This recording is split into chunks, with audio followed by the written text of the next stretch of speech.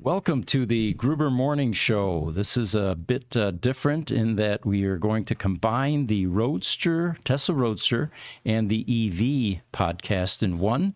I'm Pete Gruber. I'm Mark Schaffner, and good morning. And we have a lot of news items for you, leading with the UAW walkout that apparently is going on right now. We have very little details, but Jesse, can you tell us again which two plants have been affected in the last couple days? Yeah, so yesterday there was the over 6,800 employees that are striking one of the largest Stellantis plants, and then today the walkout this morning was the GM plant, one of the largest, most profitable plants where they make the Chevy Tahoe and a bunch of other of their more popular vehicles. My understanding on the UAW strike for Stellantis, it's up in Sterling Heights, Michigan, where they make all their Ram pickup trucks.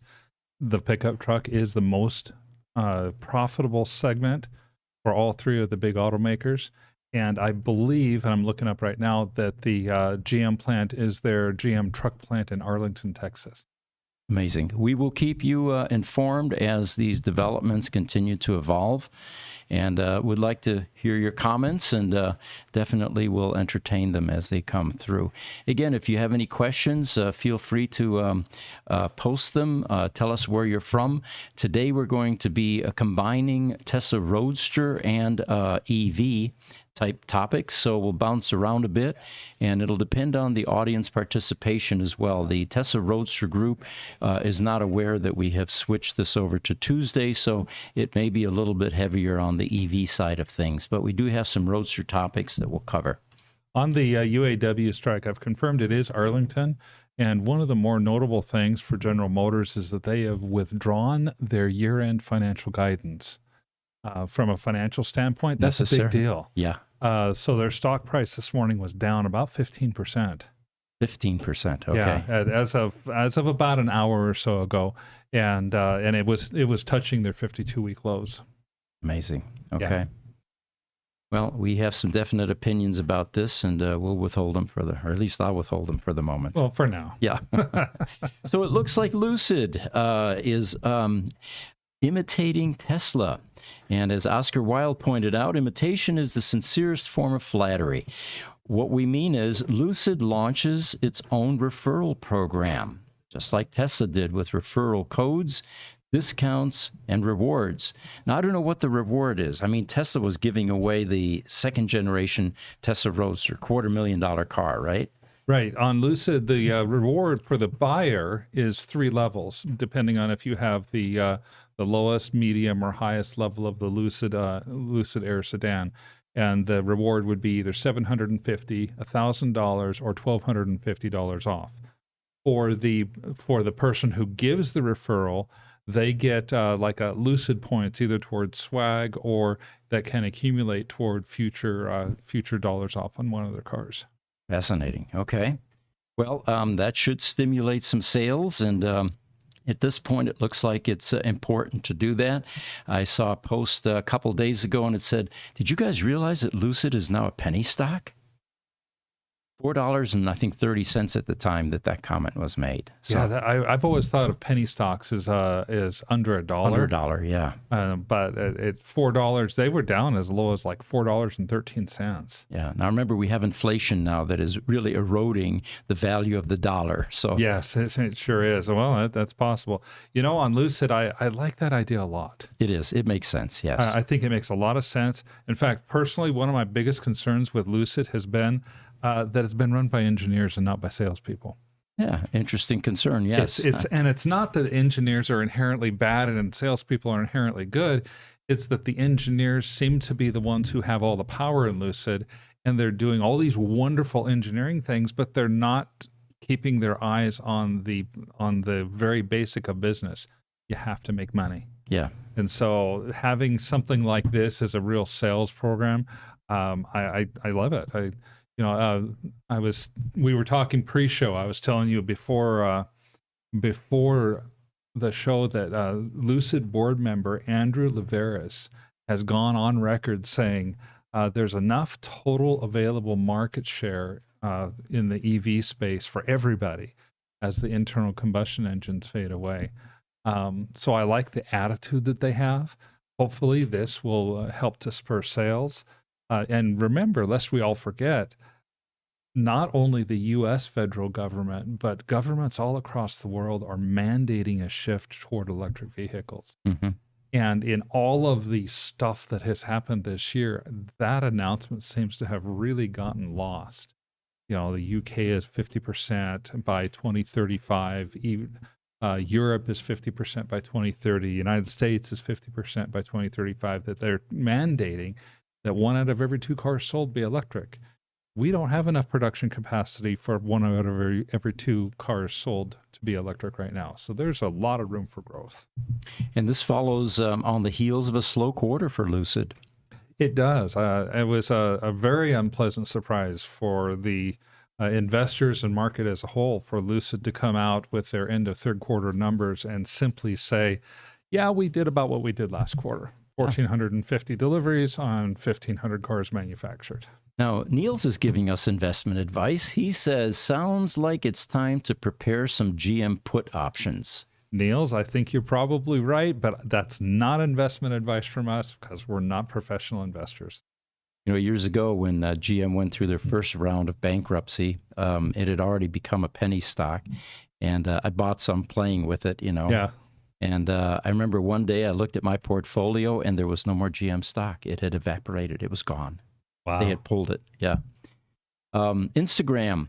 BJ Motors Automotive says, can you change the configuration on the Intel MSU Model S? I don't know what you mean by changing the configuration, but we actually upgrade that to a much larger chip. And he's in the UK, by the way, it says. Yeah, so if you can give us a little more detail what you mean by changing the configuration, I would also suggest that if it's very technical, send that email to ev@gruber.com, and some of the technical experts at Gruber Motor Company will chime in and answer that for you. Yeah, there's a good chance that we'll be able to help you. Mm-hmm. On Instagram, Joseph Duquette is joining us today from Warwick, Rhode Island. Thank you, Joseph, for joining us and for telling us where you're from. I encourage everybody to tell us where you're coming in from. His question, if we can get that scrolled back onto our screen, is what's the best way to recycle all the electric car batteries? Well, recycling for car batteries actually is quite earth-friendly. You know, redwood material claims a 0% waste stream. And what essentially comes into a facility like that, that is in the business of recycling EV batteries, is high-grade ore. Yeah. Much better than the mining operations where you have to throw out a bunch of rocks and mud and slurry and sludge and liquids and then transport it halfway around the world with diesel typically type vehicles. Typically. It is a very, it's a closed loop system basically, and it's just in time because the whole point of this EV conversion is to get us back to some planet saving initiatives. Real quick, guys. Yeah. Just for our audience on Instagram, looks like we have between 9 and 12 people over there on Instagram today, which is good. We love having you guys there. If you want to see the background and the green screen images, you can go to our YouTube, Facebook, basically anywhere except Instagram. Except Instagram, you can see the full show. And thanks for reminding me. The image behind us on the green screen is actually another one of those AI-generated images where I asked for a newsroom in the Bauhaus style. And it put some cool psychedelic colors in there. So we were enjoying it, and we thought we would use or stay with that theme. We had one of these last week, actually, and they look fairly close, but it is different than the last one. Someone, a purist here, one of the technical guys pointed out, I don't think that light mount on the upper left-hand corner is possible. And I said, well, AI does have a way of bending the laws of physics. That's right. I do remember that. And although this is a kind of an irreverent take that I have, to me, it reminds me of that 1970s style Burger King or McDonald's.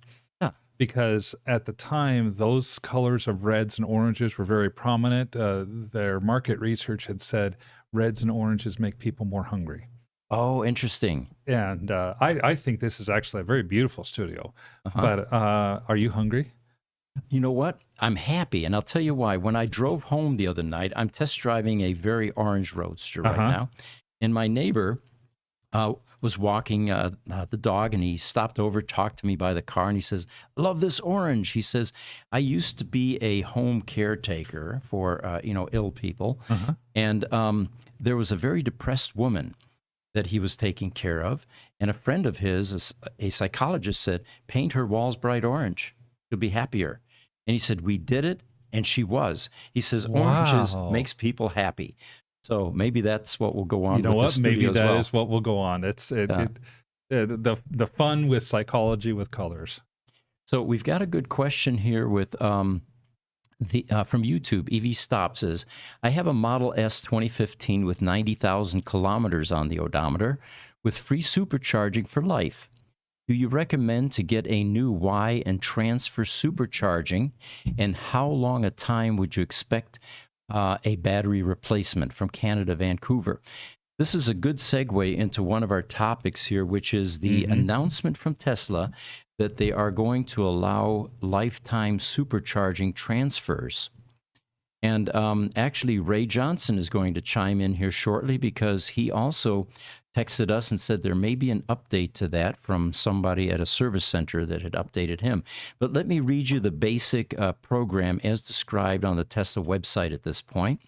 They announced that current Tesla owners with active free supercharging are now eligible to transfer their supercharging to their new Tesla vehicle when they order a Model S, X, or Model Y. Customers, however, must take delivery of their new Model S, X, Y by December 31st of 2023. Then they had some eligibility requirements. They also said that the owners must notify Tesla of their intent to transfer supercharging, sign the relevant documents prior to taking delivery of their new vehicle, and the transferred supercharging will remain on their vehicle for as long as you own the vehicle. Now, the additional caveats for eligibility were, 1, you are the legal and registered owner of a Tesla vehicle that currently has free supercharging at the time of delivery of your new vehicle. 2, you must take delivery by December 31st, 2023. 3, you have your existing VIN in order on the Tesla account. 4, your new vehicle on order does not have price adjustments. And I'm not quite sure how they're going to play that. They give you an additional discount. Does that wipe out the free supercharging? You know, it doesn't say. Yeah, I don't know. And then 5, your existing VIN is not deemed a total loss or have a salvage title, which has been their rules all along. Ray had spoken to someone at a service center, and there might be a modification to this. And as soon as Ray chimes in, we'll certainly present that. Yeah, to me, this is a really cool development. And I think it's great marketing again from Tesla. Brilliant. You know, what do you have in terms of superchargers or in terms of cars that have supercharging? If I recall correctly, from 2012 till the mid 2015 refresh is when free supercharging took place. That's when Tesla was trying to grow the Model S market, and they were giving away charging so that people wouldn't have to worry about it. Tesla was only producing anywhere from 7 to about 15,000 cars a year during that time frame.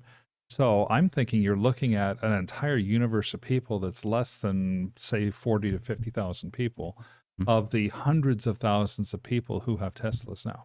And of course, 2 things to consider as well. Although this increased their cost for supercharging somewhat because I think Tesla realized that these older vehicles will at some point in time be retired, scrapped, or whatever, and that would be a diminishing cost. Now what they've done is breathe a bit more life into it to extend it a bit further, but the same rules apply.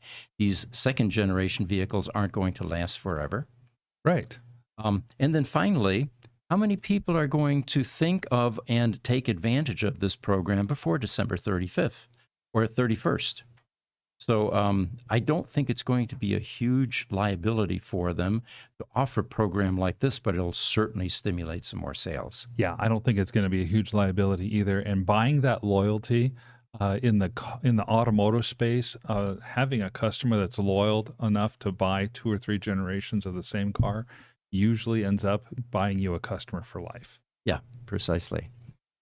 Probably stay with these questions. Here we go. Ray Johnson did chime in. He says, free unlimited connectivity is not transferable. The owner is likely to lose free unlimited connectivity on both old and new cars. Connectivity, what is that the same as supercharging, I'm assuming? I'm assuming, yes. No, isn't connectivity different? I think free connectivity is like internet. Like your car is connected to Starlink or whatever internet is nearby. If you're just driving. So it's like a separate media package. I believe so. Yeah. We can do some research on that back here. Yeah. Yeah, let's do that. All right. YouTube, EV Stop, question. I have a Model S 2015. Oh, that's the same one. Sorry. TikTok, Van Goatwagen is joining us. What's new, Gruber team? Well, we've got a change in podcast schedules starting this week.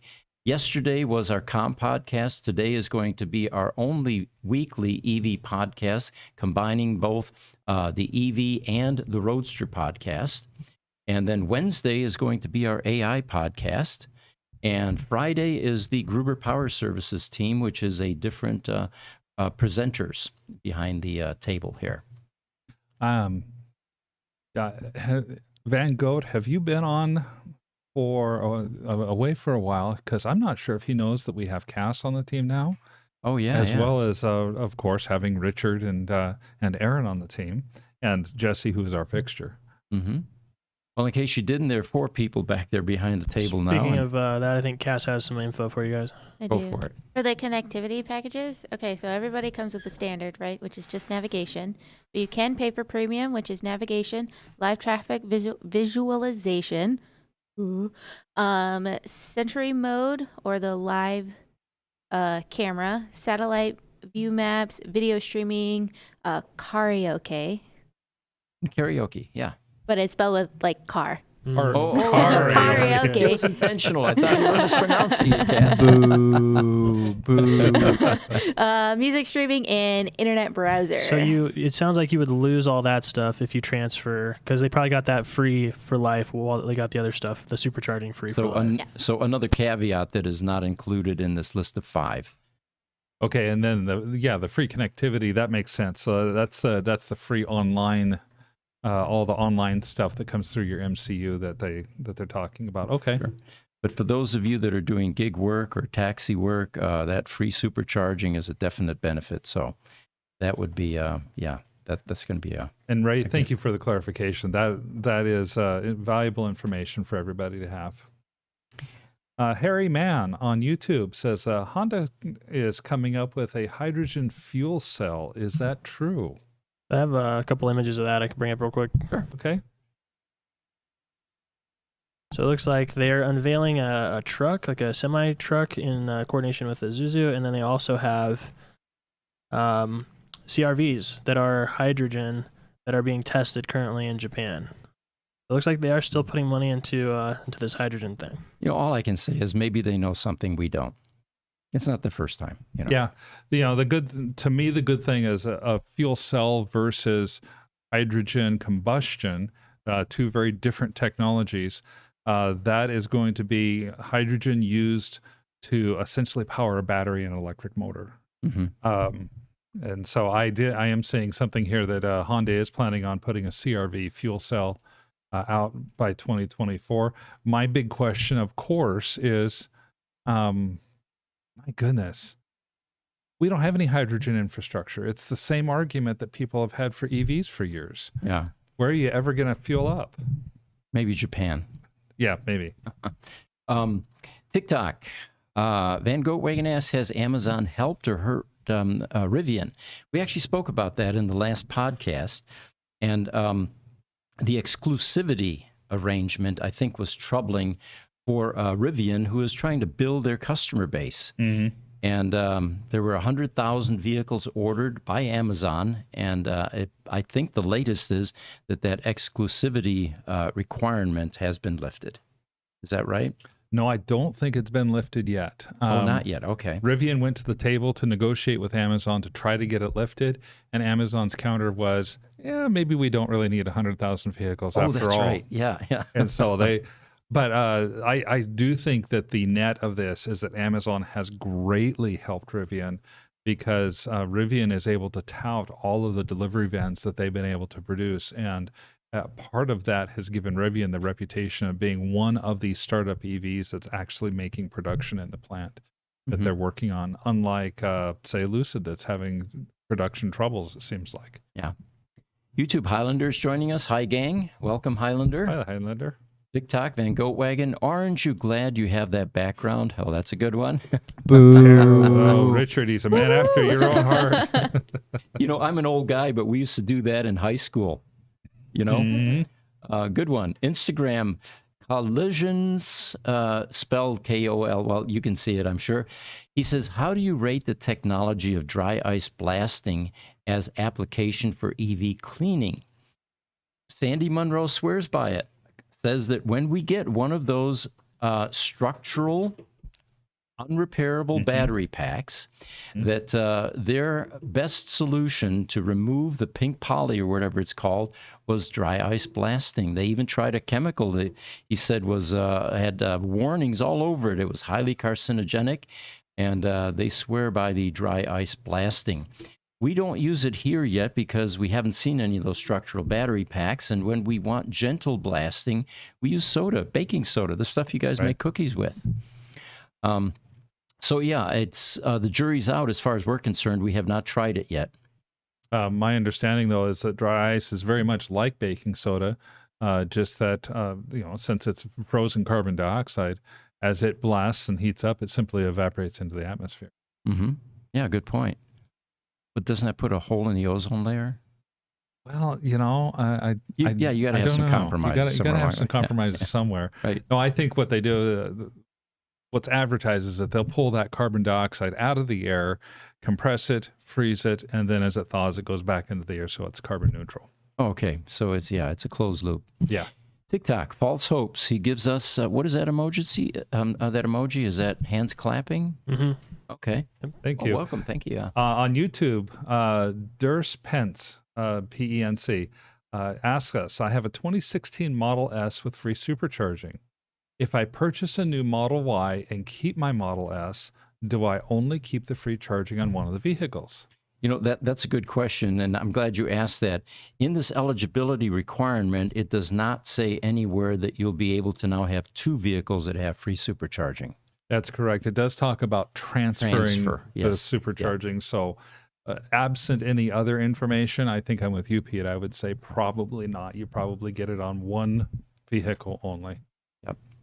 YouTube, Nalvers53, welcome back. He says the EV infrastructure, mostly the public charging networks, seems fairly robust now. I'm not sure why many of my coworkers fear getting into an EV.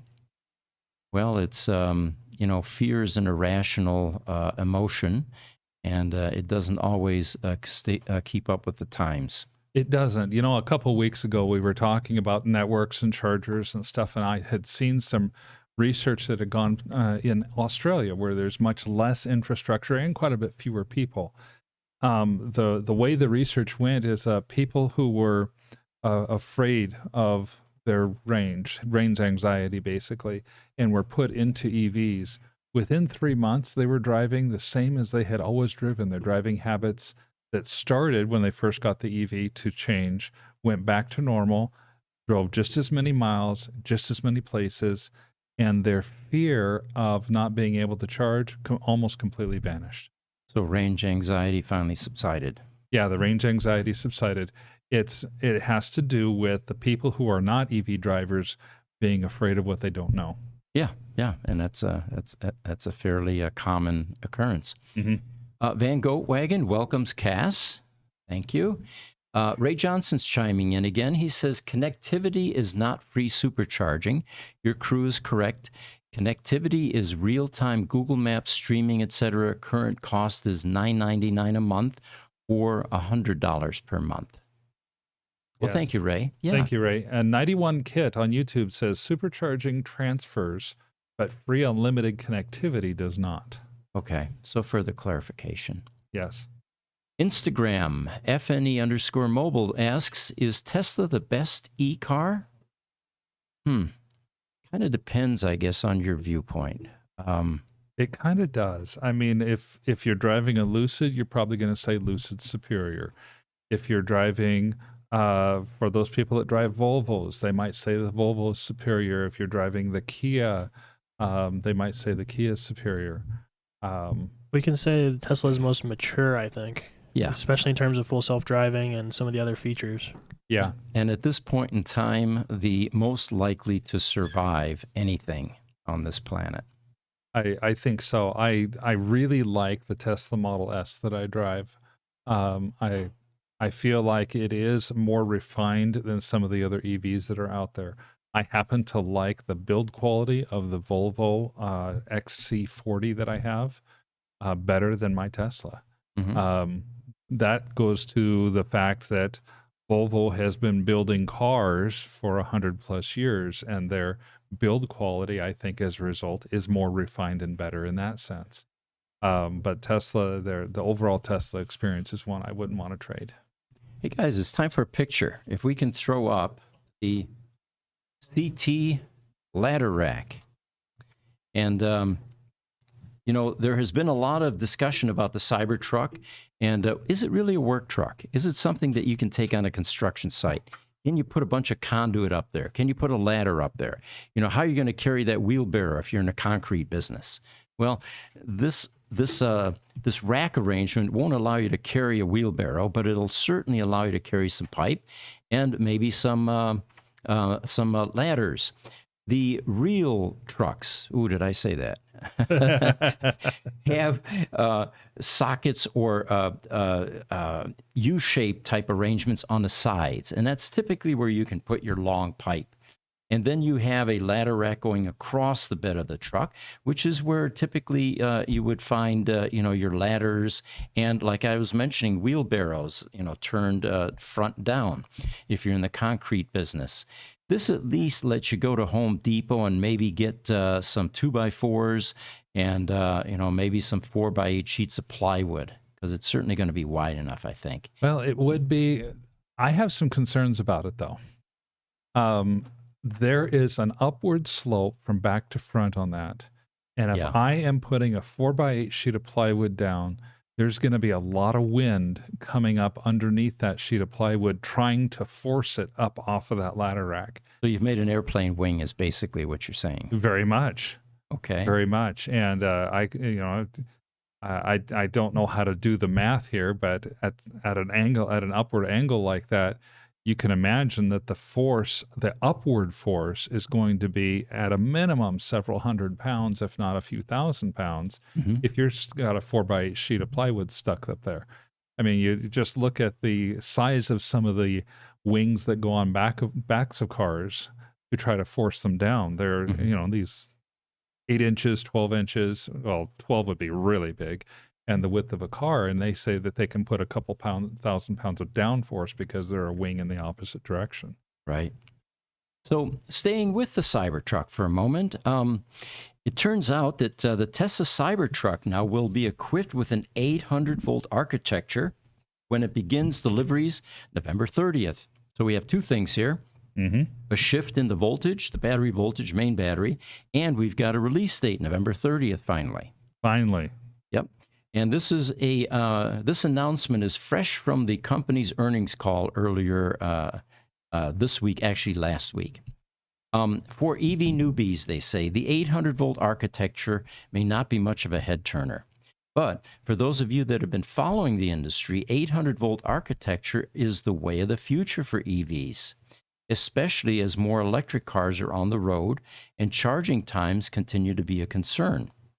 The higher the voltage, the quicker the charging time. And also, to some, a heavier all-electric car becoming more available throughout the various automakers. So on Wednesday, Tesla confirmed what is believed to be a change to the 800-volt architecture, which has already been used in Europe, actually. Right.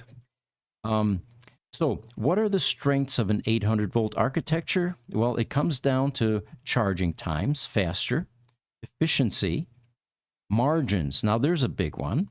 It's going to cost less for a manufacturer to make an 800-volt pack, and weight savings. These are all things that are important to the manufacturers and for the consumers, because if there's a cost reduction, that usually gets passed on to the consumer. So, from a macro standpoint, the Tesla financials are still strong, but Elon was not shy about warning investors during the earnings call about the upcoming economic headwinds that are headed our way, and they feel that because it is a market-wide issue, as Tesla plans to launch the Cybertruck, interest rates are high currently, which discourages consumers who want to finance anything.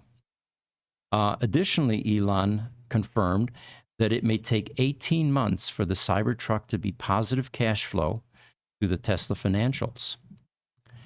The 800-volt architecture will also improve margins for a number of reasons. One is, let me get down to this article, there will be less copper throughout the vehicle. Mm-hmm. Now remember, 400 volts is at 800 volts, it's half the amount of amperage.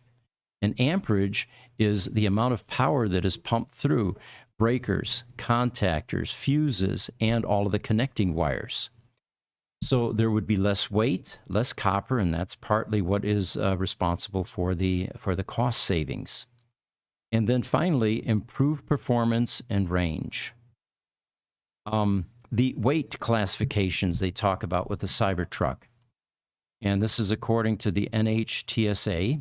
It revealed that there were two weight classifications for this vehicle. One is the vehicle's gross weight, and there are two classes, G, which would be between 8,000 and 9,000 pounds, and H, which is between 9,000 and 10,000 pounds.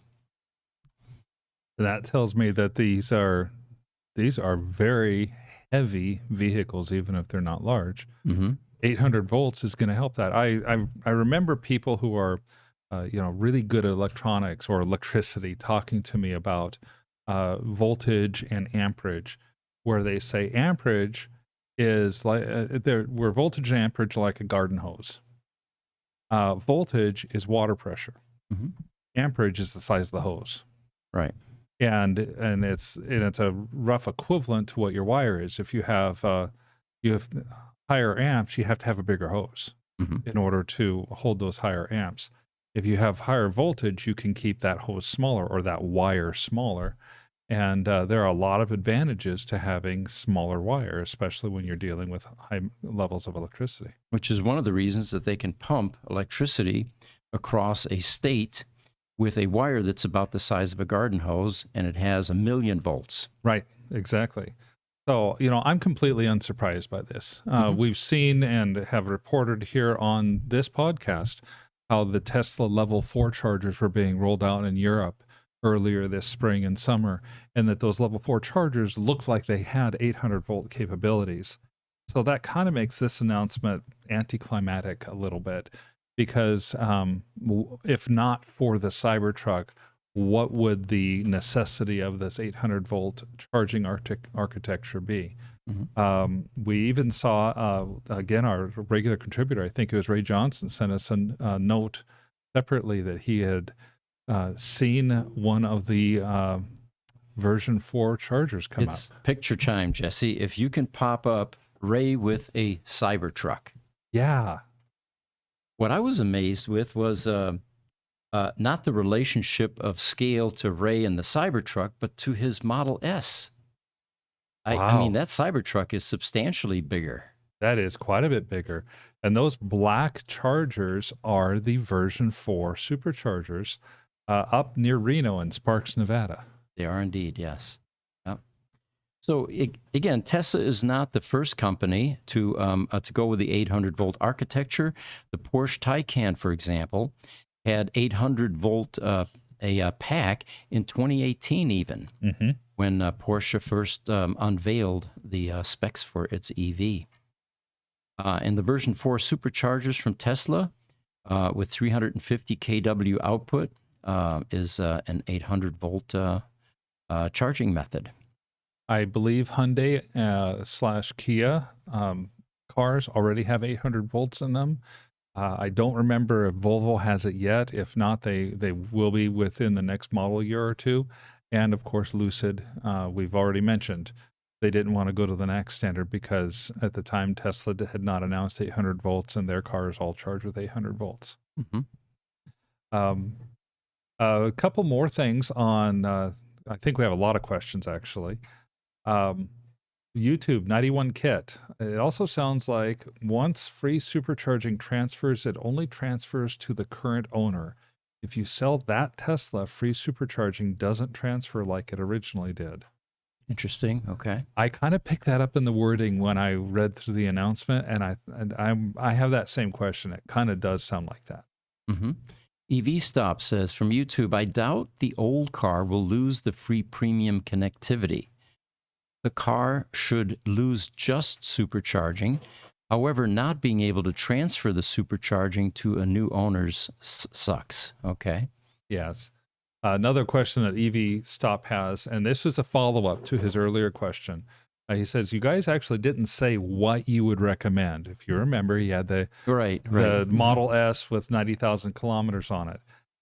So should I get a new car or keep the Model S? Do you think the Model S would have 10 more years of battery life before replacement is required? You know, my personal view on that, having driven my cars many years typically, and I wasn't one of those people that would immediately upgrade and trade it in and, any of that. Properly maintained and a clear path toward a reduction in the future maintenance like we're expecting with EVs. These battery costs aren't always going to be $22,000 for a replacement main battery pack. Right.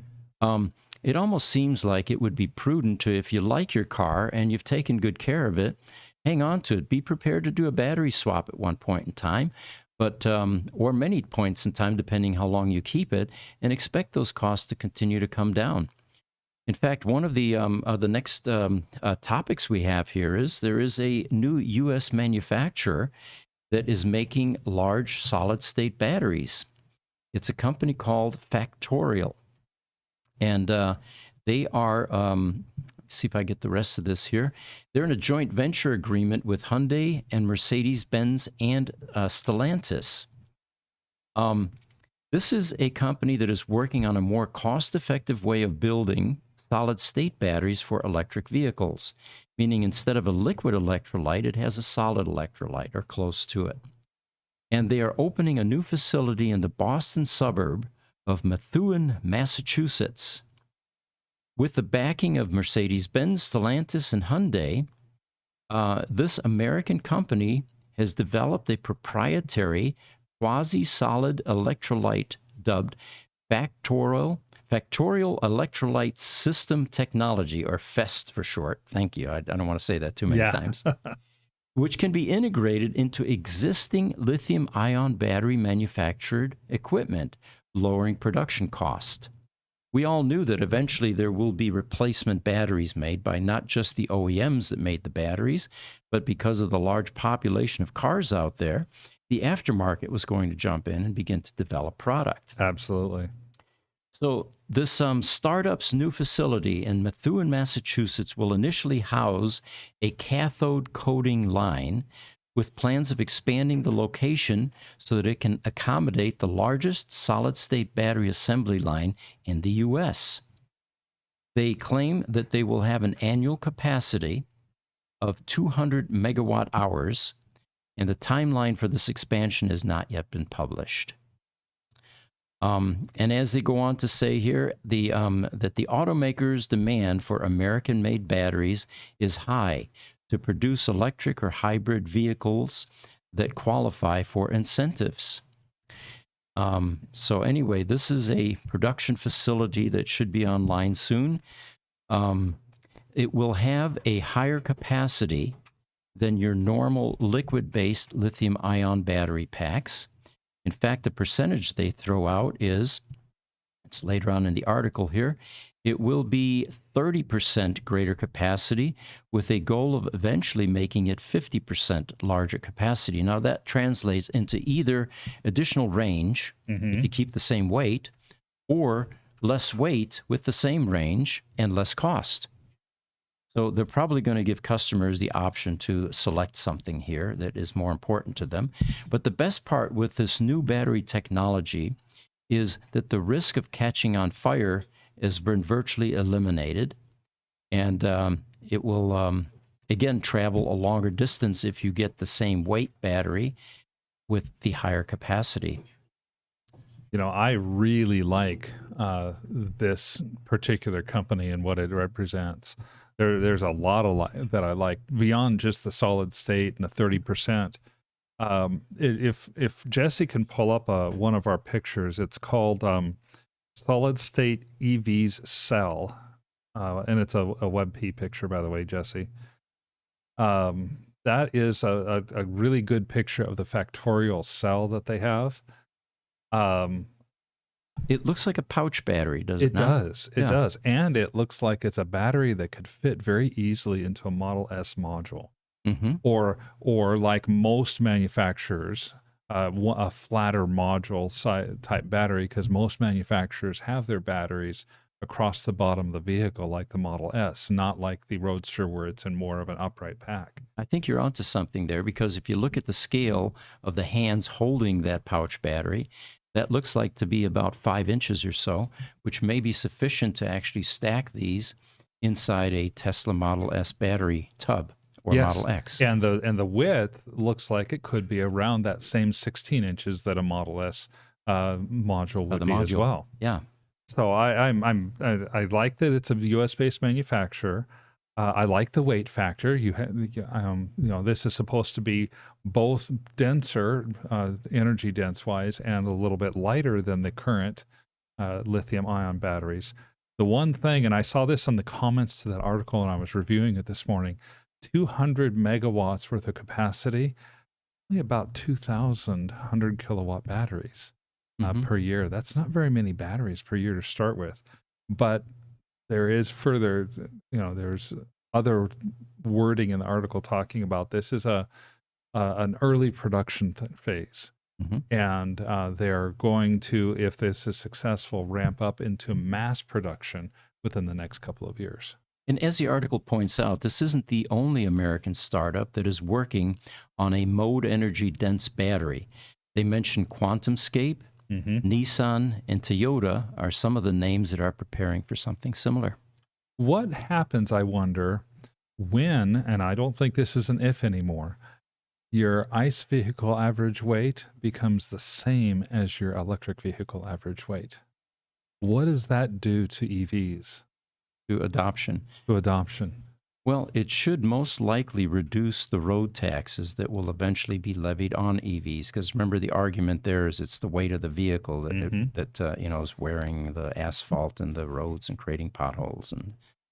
But yeah, interesting concept. Hey guys, we are very, very far behind on the questions. Because we combine the shows, we have a lot more viewers and a lot more engagement coming in. Well, let's continue with those questions then. YouTube, Richard Flenke, welcome, Richard. By 2027 or 2028, HA, don't know what that means unless it's a typo. He's saying Unless he's just saying ha. Oh, okay. All right, sorry. He says Toyota's solid-state battery boasts 745 miles on a 10-minute charge. That is true, Richard. However, if you read through the fine print of what Toyota has, that battery with that 10-minute charge is not going to be out until at least 2028. Okay. PYG KLB on YouTube says, according to a recent Connecting the Dots video, the Japanese Auto Manufacturers Associations and MITI put their weight behind fuel cells, in part to avoid dependence on China for battery materials. Okay, that makes sense. That political bent makes a lot of sense to me. On YouTube, Dublin Dave says, the transfer of free supercharging is if you trade your car to Tesla and they give about $10,000 less for your car than you would get on the open market. that 10K will buy a lot of supercharging.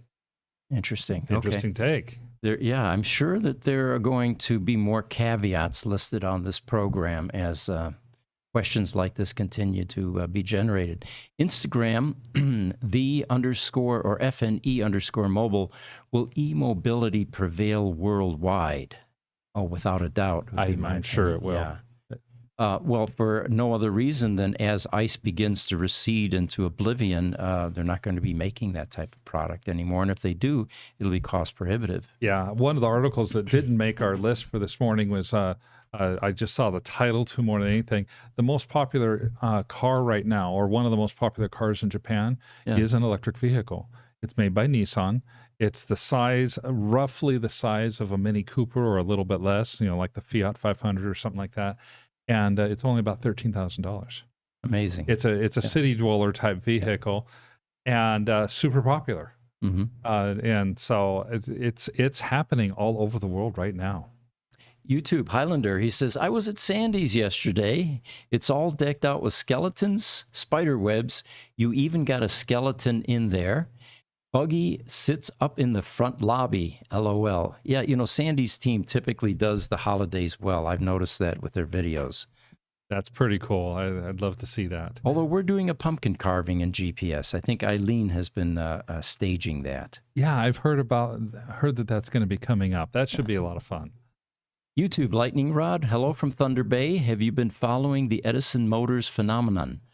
Well, we saw the latest video where Sandy went up to visit with you guys, but I'm unfamiliar on any advancements that they've made. Enlighten us. Yeah. YouTube, EV Stop. Tesla does not require you to trade in. For your information, you can keep the old Tesla or sell it independent, of course, without free supercharging. Right. So, and my initial impression on the wording of the Tesla announcement is only that you have to be the registered owner and be able to have both the current car and the new car on the app at the same time. Not that you've taken delivery of both cars, but that you can prove through the Tesla app that you're going to have that you have ownership of the old car and will be taking ownership of the new. Gentlemen, did we do Bion Danish's Genome Institute's comment there at the top? I don't think we have yet. Neil said dry ice is preferable as it does not leave residue behind. That's kind of what I was telling you earlier. Yeah. Soda residue can corrode badly. It gets in everywhere and everywhere in the shop too. I've noticed that. I come in on the weekends often, Nils, and I will do some soda blasting because it's such a cool way to clean things up.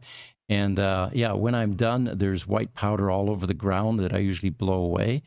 And one day I was soda blasting during the week, actually. Didn't realize that I was breathing this stuff. I wasn't wearing a mask. And I had these white ringlets around my nostrils. And then I went and gave a tour. And they must have thought that I was a coke addict. No one did, but no one pointed it out. No one said anything. Yeah, they were pretty cool about it, Oh, they were funny. like, that's how he moves so fast at his age. Yeah, that's the secret spice to life. Yep, another secret revealed. YouTube Lightning Rod says Tesla by 1,000,000 miles. All right, that's the first question. Which kind of EV do you prefer? Yes. Ray Johnson on YouTube, he says, oops, I meant not $100 a month for the connectivity pack. He said $100 a year. Okay, thank you, Ray. By the way, did you like that picture that we posted of you by that Cybertruck? Yeah, let us know. Yeah. YouTube, Andrew Barnes, who's doing the best classic EV conversions kit? You know what? I've been waiting for that to surface. And there are small companies that are kind of dabbling with it. But no one that has really come out, that I'm aware of at least, that makes a great conversion kit that's versatile, plug and play, and for different platforms. Like they used to do with the crate engines back in the day. You had your Mopars, you had your Fords, and very specific vehicle conversion kits that you could buy as well. At some point, someone is going to come out with a battery for the Model S or Model Y or Model 3 or one of these other EVs, and they're going to be a third party. Speaking of that, that's one of our topics with the Roadster portion, That's which we're right. going to switch over here shortly. Our German counterpart, Marco Nolte, actually claims that he's got a Tesla Roadster battery that works. Yeah, so we'll get to that, and let's Yeah. keep on with these questions. Lightning Rod, Space Caminos can fly. That was in Not- reference to the yeah. Cybertrucks about 15 minutes ago. Okay. Yeah, with yes. the wood causing uplift. Yes. Oh, right, okay. right, yeah. Yes. YouTube, Shiver Plumbing, maybe the contractor's truck, but not a work truck. Otherwise, it's very cool. Yeah, the GC's probably going to ride around in air-conditioned comfort in a Cybertruck. Yeah. Nulver 53 on YouTube says, silly question, but why are all the Cybertrucks we've seen on the roads all in that plain stainless steel? There's no other colors. There's no red or blue or black, or how about that bright AI orange? Well, that's, of course, by design. It's the same as the DeLorean. It won't Yeah. have paint, although a lot of people, I think, are going to end up wrapping their Cybertrucks. I think so too. I still think one of the more entertaining Cybertruck wraps I've seen was when the Cybertruck was wrapped as a Ford F-150. So Ramon chimes in about the Cybertruck. He says construction people will love the tonneau cover. They can safely store their stuff in the back. Yes. YouTube Lightning Rod, we need Bank X. Would this be an Elon version of a second generation of PayPal? Or Bank X at one point in time was PayPal a long time ago. Oh, okay. The PayPal, when it was very first was founded by Elon, he called it X, and then he changed it to PayPal Right. when he partnered with eBay. And I should have known. I just read about that story too. Yeah. But yeah, X has been a very prominent character in Elon's life, it appears. Ramon says, what do you guys think about the Cybertruck Lander? It looks great for camping. Yeah, I think I saw a picture of it. Have Not you guys? familiar with that? Yeah, it's like a Cybertruck converted camper. They're Interesting. Facebook, James Gardner says, am I correct that EVs are DC? Well, the DC portion of an electric vehicle is the storage. We have not yet, with the current laws of physics, figured out a way to store AC. So all power storage or storage of electricity at this point is direct current, DC. It would be nice if it was AC because it eventually ends up needing to be converted to AC to drive a three-phase AC induction motor, which is the drive motor in an EV. But for now, at least, all storage is DC. You're talking about this, Pete? Yeah, there That you go. is. There it is. $24,000 camper. Looks like it's got solar panels as well. That is the Cyberlander. Yep. It's a very cool option. It looks very intriguing. Yeah. Fascinating. Makes me want to go camping. YouTube, Ramon Hurd. Tesla was talking about changing from 12 volt to 48.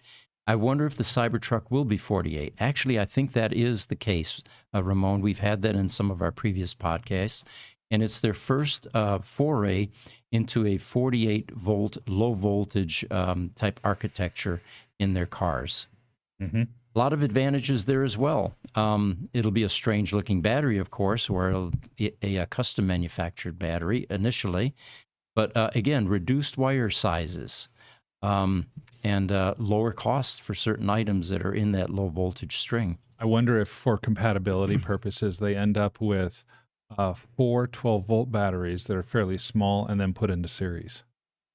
And then to tap for any 12-volt devices, door locks or whatever that they can't easily migrate, they simply feed it off of one of the 12-volt batteries. Yeah, exactly. That's a possibility, sure. Instagram, FNE_mobile. Gruber Motors is the best technology site available for Tesla. Well, thank you. Thank you. And thanks for the great information, he says, with 3 thumbs up. TikTok, Jose Hernandez, he said, yes, but nobody has a charging infrastructure in place. Not yet, yes. And then he goes on to say, I was told that free supercharging was with the owner when I purchased my 2017 Model S.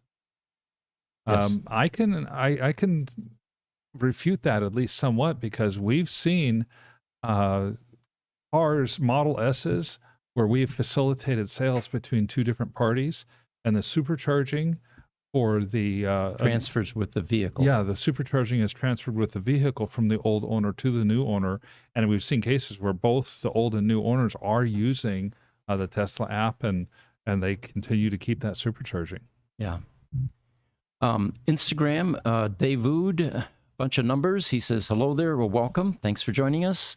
YouTube Highlander, please repeat your email address. I will send the pictures now.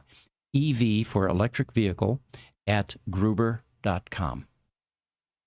YouTube, Richard Flunky says, as of today, 7 Cybertruck reservations have been auctioned off on eBay from $3,700 to $5,500, a coming trend. Will anyone sell theirs? We've heard anecdotally that if Tesla finds out that you sold your reservation, you lose it. Oh, really? Okay, so they're They don't seriously like discouraging it. They that, don't yeah. like it at all. Yet at the same time, what's to say that somebody draws up a contract separate from the reservation and says, when I take delivery of this car, it's yours. Mhm, mhm. You know, you're going to be the one who has to pay Tesla, that has to finance it, et cetera, et cetera. My first thought there was Sandy Munro is definitely in line for that and may have already bought one of those. But I wouldn't be yeah. surprised. And of course, in his case, they're going to do a tear down and take it apart, so it doesn't really matter how Tesla feels about it. Yeah, exactly. YouTube Ray Johnson says, well, my wife loved the picture of me in the Cybertruck, and that's most important. I agree, Ray. Yes, it is. Yes, it is. Ka Panda says, nice job, guys. Well, thank you. Thank you. So staying with the Cybertruck for a moment here, it made its public debut in 2019 when Franz von Holzhausen embarrassingly shattered the truck's supposedly indestructible armor glass. But Elon at that point said that the car, or the Cybertruck, would be on the road by 2021 with a base price as little as $39,900. Well, Tesla has not yet announced what the real cost is going to be, but they're preparing us that it's not going to be $39,900 at this point.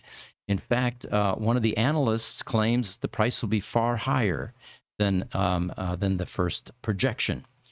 And Elon, not one to be politically correct all the time, said during the earnings call, we dug our grave with the Cybertruck. Of course, it's a broad statement, and it could send shivers through investors, but they're used to, I think, Elon making statements like this without qualifying precisely what it was, other than there are some real manufacturing challenges with a vehicle like this.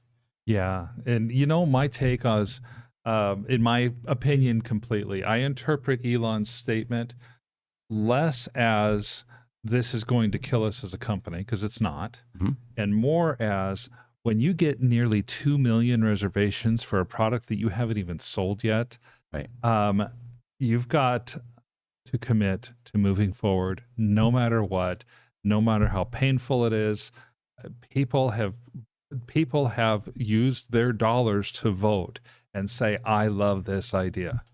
And so in that sense, you could say Elon is correct. They dug their own grave. 2 million people have said, I want this, and I'm going to pay you $100 to put my name in the line. So why is Tesla, why are they pushing into pickup trucks was the question. Well, it turns out that pickup trucks are the auto market's largest and most profitable segment. Now, it's certainly not, Tesla's certainly not a pioneer in the electric truck space. Ford, which has dominated the pickup truck market for decades, which is with its F-150, beat Tesla to market with its battery-powered F-150 Lightning. Very successful vehicle. And it was aimed at both pickup fans and commercial customers, starting at $50,000 basically, shy $5. Right? GM is also rolling out with its 52,000 electric Chevy Silverado, and Stellantis is preparing to sell the $58,000 Ram 1500 REV. Promises to go 500 miles of range. Now, this is, of course, all predicated on whether this skirmish with the UAW ends up resolving and coming out favorably. It does. You know, I see the headlines in the news, and hear that Chevrolet is slowing down their production. They've delayed the Silverado by a year. Ford is slowing down their production of the 150. They've pulled back one of their shifts. It seems like, we've talked about it in the past. The elephant in the room is not Ford and Stellantis and GM, it's Tesla. Both sides are making these oblique references to Tesla. Either the three traditional automakers saying, I'm going to die if I don't compete with Tesla, or the UAW saying, we're doing this so that we can get Tesla next because we need our people to be paid enough to be competitive with Tesla. There's so much going on. I still think that the EV side of this is where the biggest gains or losses are going to be felt over the next 3 years. This happened once before. In fact, Sandy Munro did a good segment on his latest video on this whole UAW strike. Eventually, public opinion is going to turn against the UAW in a big way. It happened in the last century. Well, and I think it's starting to a little bit now. I'm starting to see and even read the articles in the regular press saying, has Sean Fine gone too far? Mm-hmm. The automakers have put out offers that are better than they have put out in a couple of decades for the UAW. And Sean Fine says, yeah, but it's still not good enough. Mm-hmm. And public sentiment is definitely starting to turn against him already. And it should, because eventually the public is going to have to bail out these companies before they die. Oh, absolutely. I like what Jesse had said. I think it was just in our Thursday podcast. The SAG-AFTRA actors got most of their demands from the streaming services, and then Netflix the very next week after signing the contract upped their subscription cost by 27%. Netflix isn't going to see anything bad about this. It's been passed right on to the end customers. And it's what manufacturers have to do. When their costs go up, we have to pass that on to our customers. There is no other way to survive. Yeah, so the customers are going to end up losing out on this. A few more questions here. Instagram Mobile, FNE Mobile, you are the best. Well, thank you. Thank you. Ramon Hurt, I hope I don't have to pay more than $65K for my dual motor Cybertruck. That's a good point. At this point, it's a huge unknown. Yeah. You think they might do that intentionally? They might price it to a point to, number one, cover how difficult the manufacturing is, but also to maybe curtail some of those 2 million reservations? Well, they would have to. I think it's inevitable. Unless Tesla wants to be very generous and sell something again under cost. Remember the Roadster days? I can't imagine that this late in the game they're going to be able to, first of all, unwittingly do that because they're fully aware. They're going into this with both eyes wide open. Whereas with the Roadster, for some time, that wasn't readily apparent.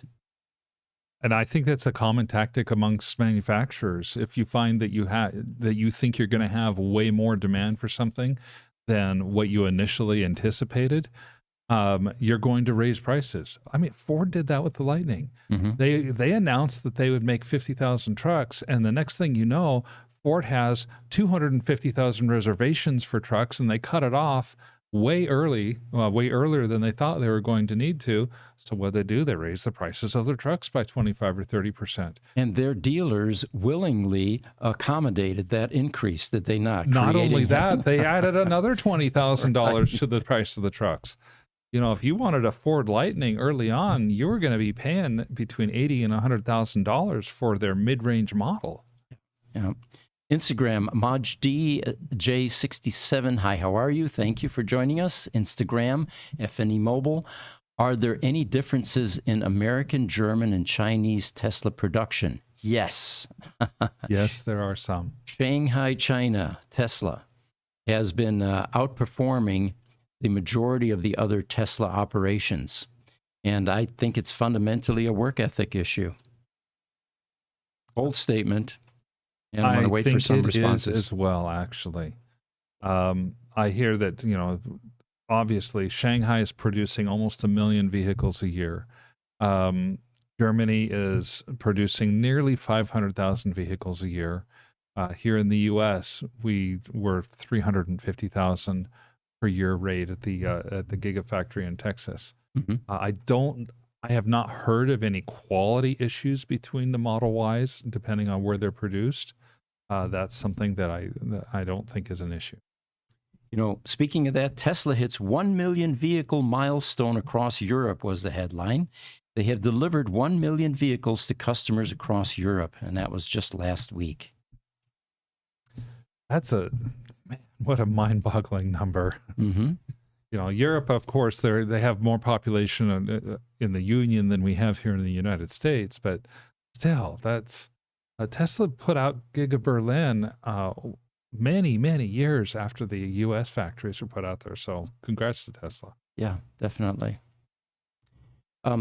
Niels, I'm reading your comment here. YouTube must have comment filters that work in unknown ways, because you read some that I can't see, and I posted one that you can't see. Okay, maybe it's a web address in it. I'm not sure, guys. Is there any restriction with YouTube content in our questions being posted, and will they actually block some? So if you're trying to post a link, then yes, that will be blocked because we haven't vetted the link, but you can post pretty much anything else. The reason why you might not be seeing some of the comments that we read is because we're reading the comments from 8 different platforms. Okay. So there's comments coming in on all different platforms that are not just on that one main YouTube channel. Right. So in other words, Jesse, you're saying that even we don't know how our filters work. Right. Yeah, basically. Pretty much. Instagram, Sura AM2 says, I love Tesla. Well, yep, a lot of us do. Thank you for joining us. There is a little bit of an addition to Niels' comment. He said, here's a third try. Iontra claims their software can charge existing batteries between 2 and 6 times faster, or they can prolong lifespan and extend range, but they don't tell how it works. If true, perhaps could it help the Roadsters? Amazing. Well, a lot of the Roadsters still have legacy battery packs from 2008, 15 years ago. Yeah. If there's a way to prolong lifespan and extend range, it would probably lessen the blow of an increase from a $30,000 battery pack to $40,000 just October 2nd. Also, real quick, for Niels or anybody else that wants to send us a link, you can send that to the email we mentioned earlier, ev@gruber.com. We'll be able to open those links and test them out, and then we'll pull them up on our other setup here. Perfect. Thank you. Thank you.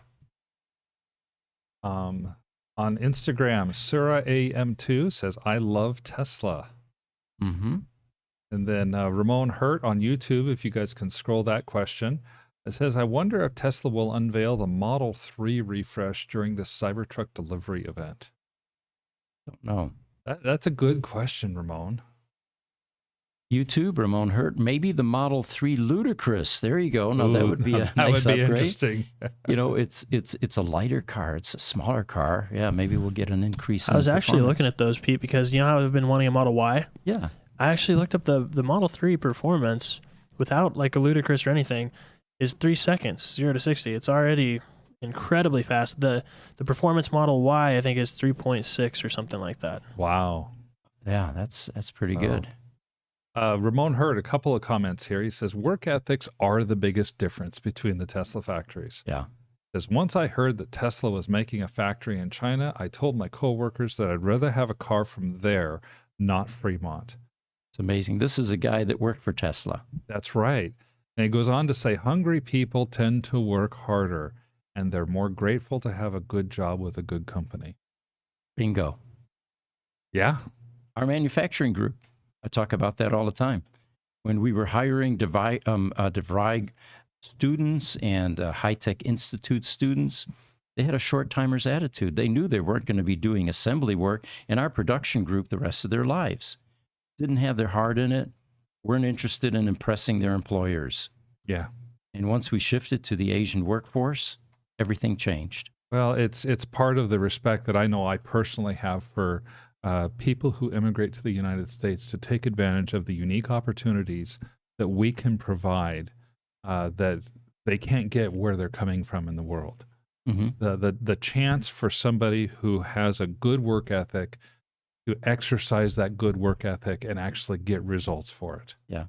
And so I appreciate that in people. Thank you for broadening that, by the way. I'm an immigrant myself, by the way. And the U.S. enjoys an enviable position in lifestyle and all of the benefits that we have living in a country with this much freedom and this much opportunity. The other parts of the world aren't like that. Right. And when people come from those other parts of the world and see this, oftentimes they catch on fairly quickly. This is the land of opportunity, and they want to take advantage of it and make something of themselves. Yeah, I've definitely learned how to appreciate what the type of opportunity that they have, and realize that what we have here in the United States actually is pretty unique. It's just too bad that many of us who have been born and raised and have been here in the U.S. for generations have forgotten that. Yeah. So maybe it's time for us to shift to the Tesla Roadster portion of our EV podcast. What do you guys think? I think so. Sure. Definitely. You want us to send out the posts right now? Yeah, if you would, let's send out the posts. And again, for those of you that joined a bit later, we're combining both Roadster and EV. Eventually, they may blend as we get some of the Roadster owners chiming in. They weren't prepared. Real quick, Pete, we're going to send out the post on the different groups. Can you just wrap up the last few EV questions, and then we'll dive into that? Totally. All right. Thank you. Yes. Instagram, FNE Mobile says, thanks for the information, and then thumbs up. Mm-hmm. And then Niels is chiming in. He says, well, Chinese products are lower quality, but if workers are paid more than elsewhere, then they get the best. Just as when Ford doubled the wage in 1915, they were lining up all the way to California. That's definitely true. You see that in your labor force. When people get paid above what the perceived market is, you tend to get the best of those people. Mm-hmm.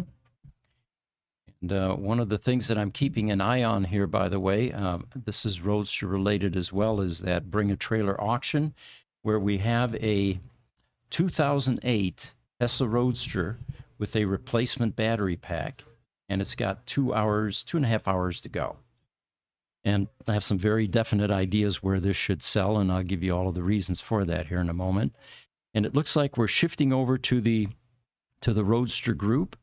Again, both of the EV podcasts, weekly podcasts now, are going to combine Roadster and EV. Eventually, we feel that the Roadster owners that are used to coming here on Wednesday morning at 10 a.m. will be joining us Tuesday morning at 10 a.m., along with the rest of the EV-related audience. Today, we did not announce it, so we're going to switch over now. And yeah. So Pete, we put it in the Tesla Roadster owners group. That's the main one. Any other particular groups? Just all the Facebook groups? We have a page that's called Tesla Roadster. Yep, it's in that one. Yep. Okay. Then of course the Gruber site. And then we put it on Twitter as well. So we're getting it out there, I think. Okay. Perfect. And maybe now's a good time, Jesse, to switch to our other background. Oh yeah, let me switch it over. I love that other background that we have. Yeah, and while we're waiting for that, by the way, I still watch VinFast every so often. Yeah. They're at $4.80 today. Oh wow. So they a little higher than Lucid though. A little bit higher than Lucid. Lucid is currently running at $4.30. As of right now, they're down about 1% for the day. Yeah. But Lucid got a pretty good bump earlier in the day today, when people were impressed with the sales efforts that they want to try. Mm-hmm. We'll see what happens with Lucid as the day goes forward. It just seems like a massively undervalued stock to me. Yeah. Based on the funding, the source of funding, the quality of the vehicles. I saw another one this morning.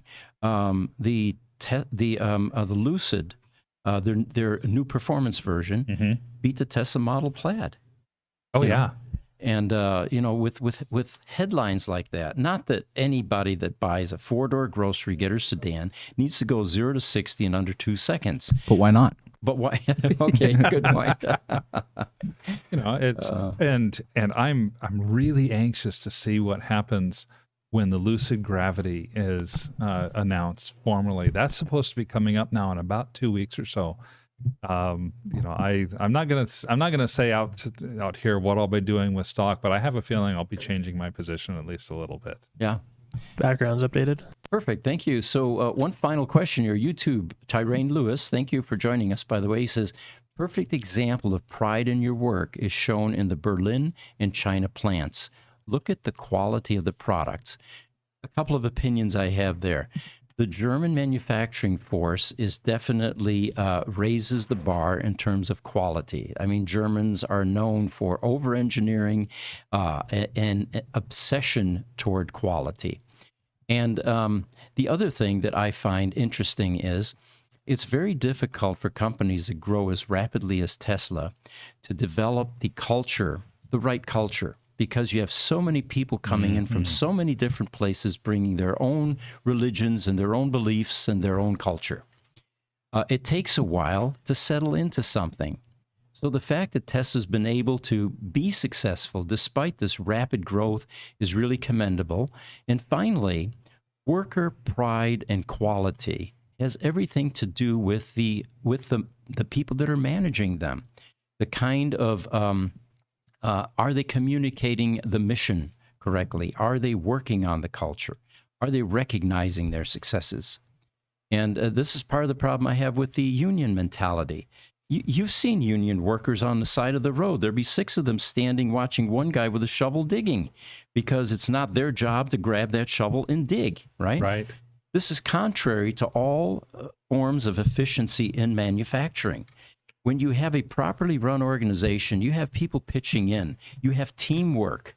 We see that at Gruber Motor Company. This morning, one of our head mechanics had a mop, and he was mopping the floor. Not because that's his job, but because he felt compelled to do so. He made the mess. He didn't want the janitor to do that. He took care of it, you know? Yeah, I think, to contrast that, I remember in the 1980s, I'm in high school, my father's working for the local telephone company installing this optical fiber. They were plowing in fiber optics. And he was a backhoe operator. He would come back to the shop about 4:30. The shift ended at 5. And he went to go do some stuff to keep busy, but it wasn't operating a backhoe. So the union came down on him and told him 2 things. They said, number one, you're a backhoe operator. You're not to do mechanic stuff. You're not to be cleaning up.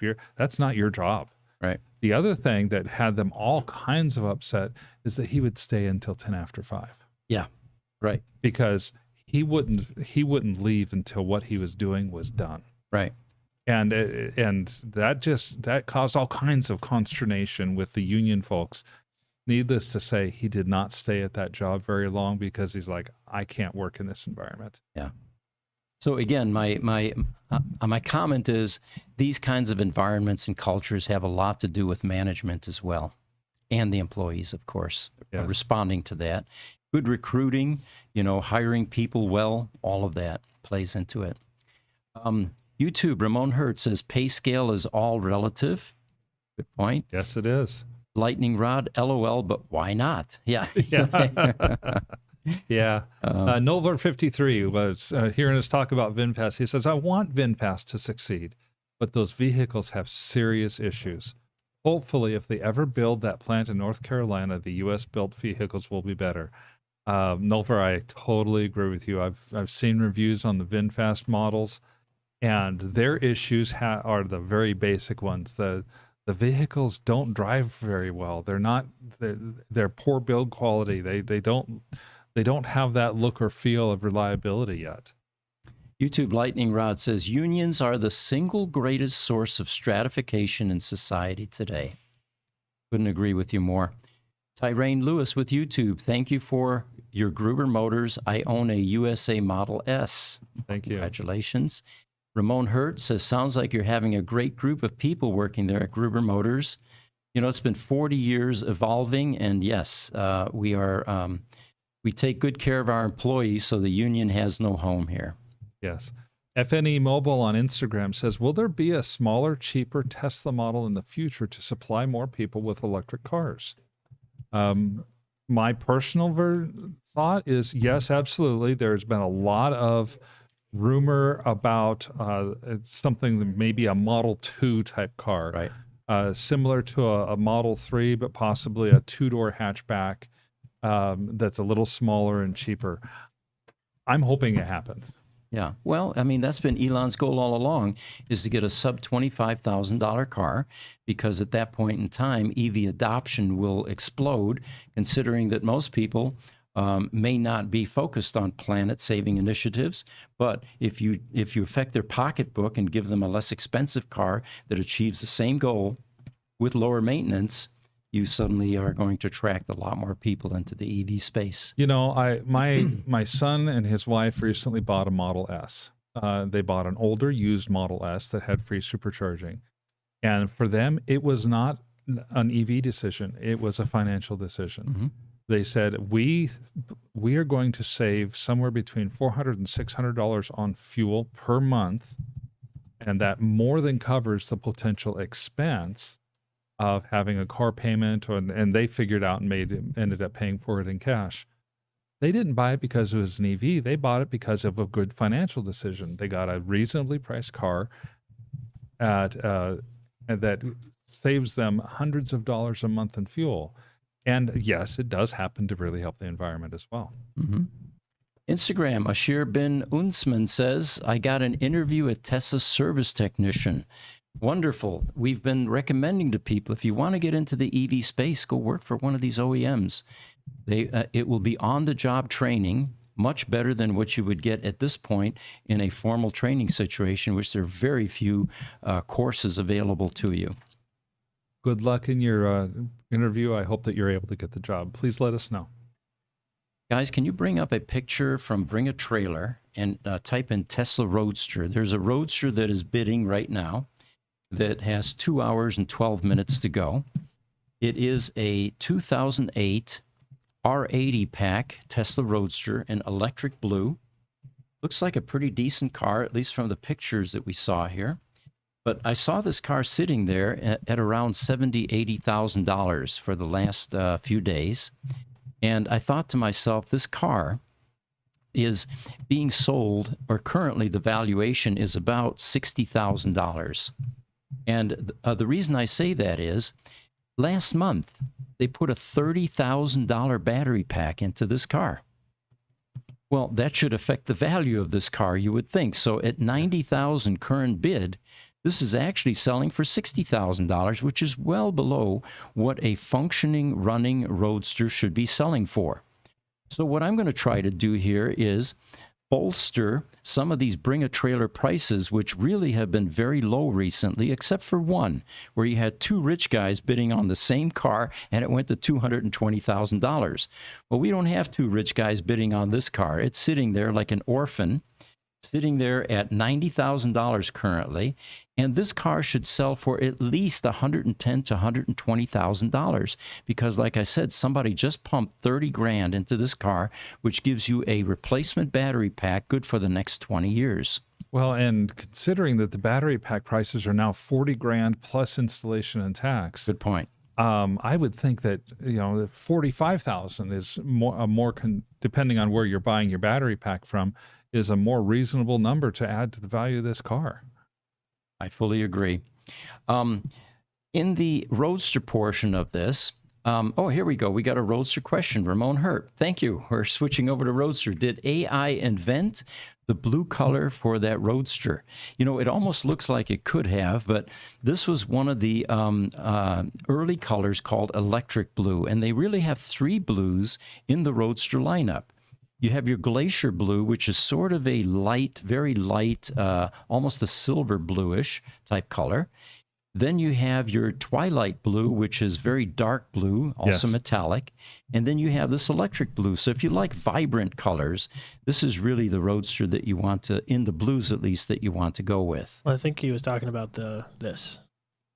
And our and background, our background. our background picture, that looks almost like a turquoise blue, Yeah. which I do think is AI generated. I love that blue color.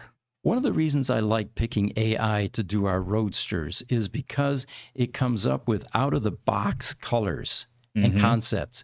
Sometimes you'll see design features on these cars that somebody may just decide, I like that. I'm going to get a custom wheel like that. Or I'm going to put a gas cap door here. No, I'm only kidding about that. Or a door handle, right? But it does mess up at times. The colors are usually unusual, though, and you're beginning to see people that are beginning to customize and bling their Roadsters with some really cool colors. Ramon did confirm that he was talking about the Roadster background. Oh, it is this electric blue. Okay, well, it could have gone either way then. Sure. So one of the things that I found on a Facebook site was a question. Somebody is trying or might sell Founders Tesla Model S number 24.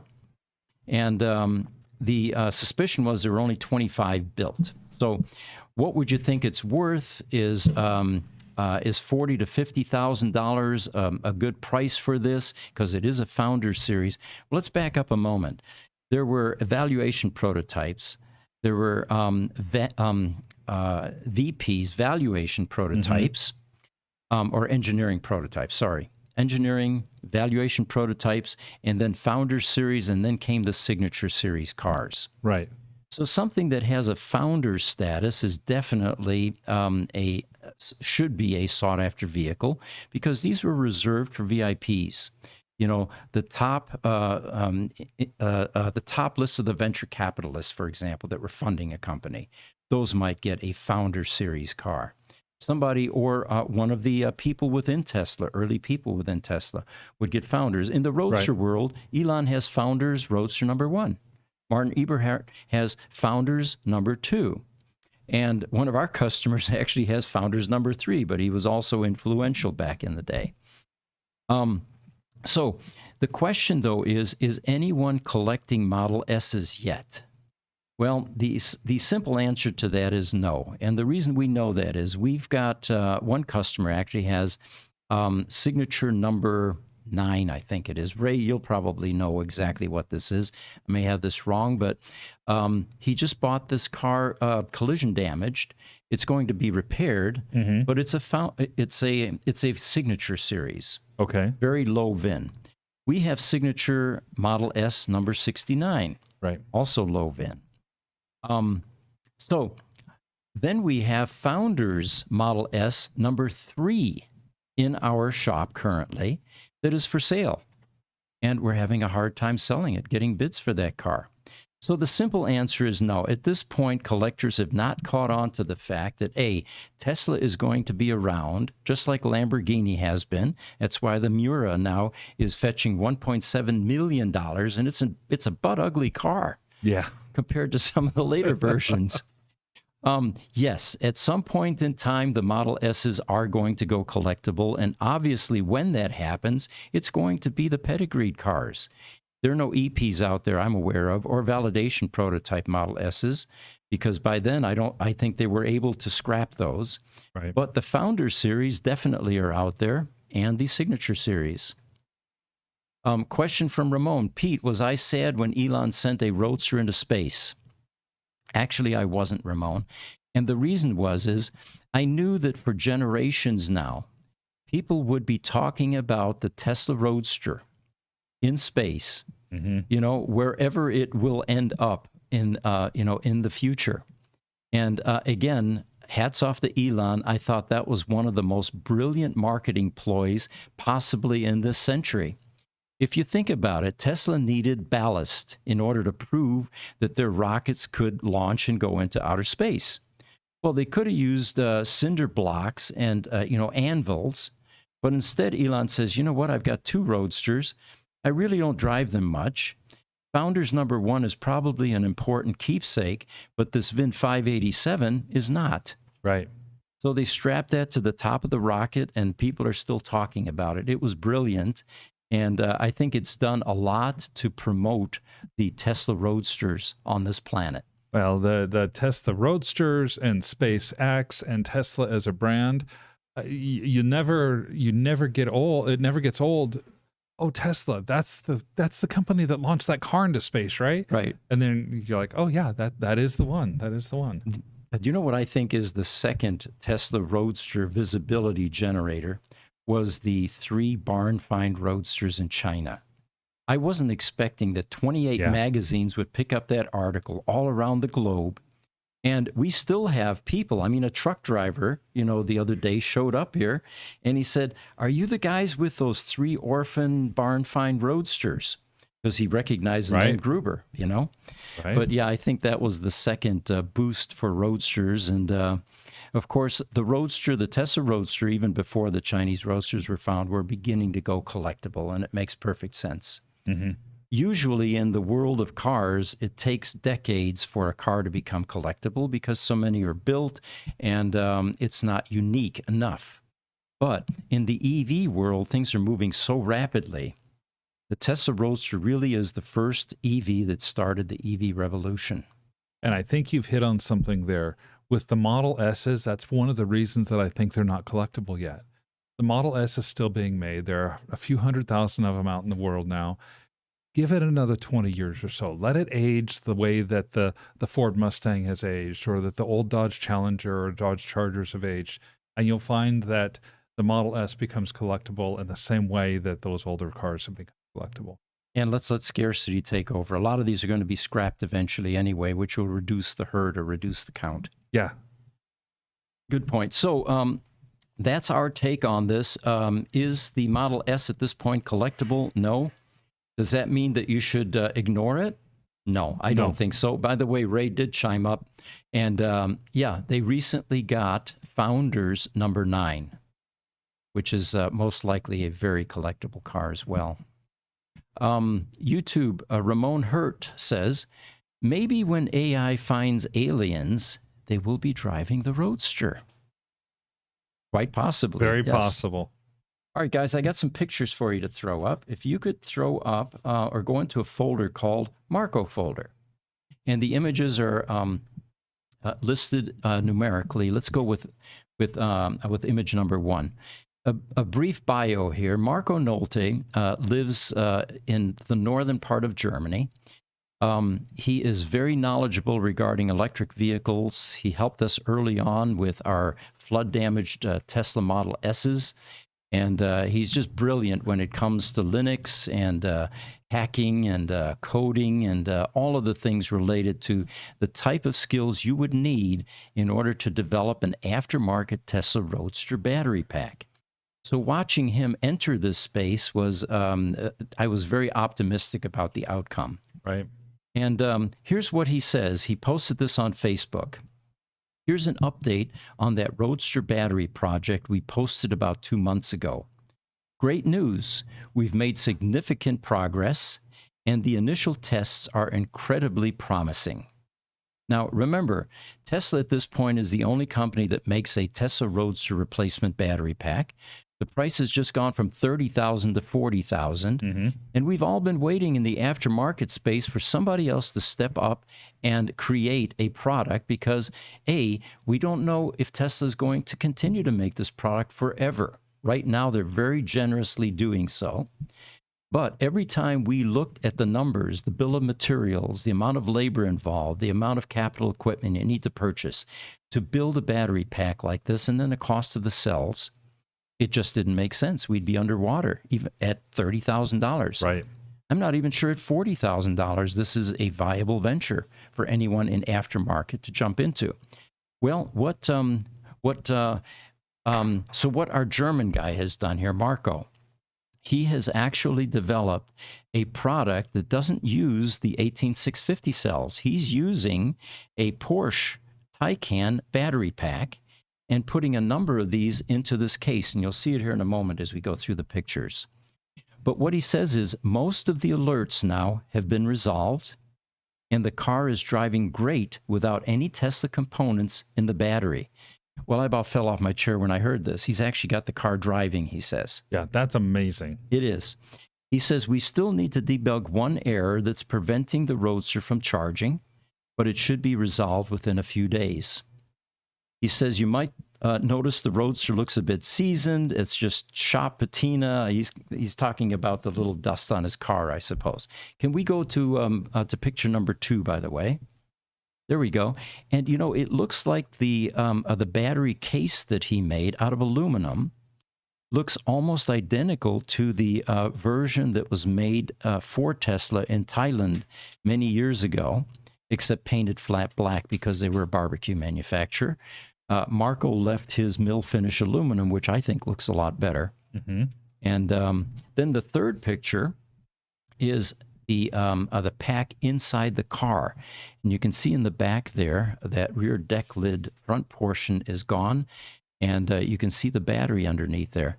So if he's actually developed a battery that will propel that Roadster, and it is ignoring all but one error code, he has made a remarkable progress. Oh, absolutely. Because Marco a couple months ago was saying, hey, we've got the battery pack design put together. We think we know how to do it. We're going to use these Porsche Taycan modules, and that gets us 10% of the way there. Yeah.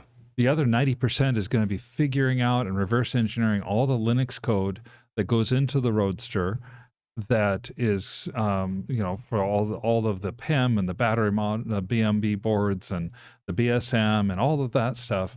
Like we're not sure when or if we're going to be able to do it. Now, 2 months later, he says, yeah, we can drive our Roadster. I can't charge it right now, but holy cow.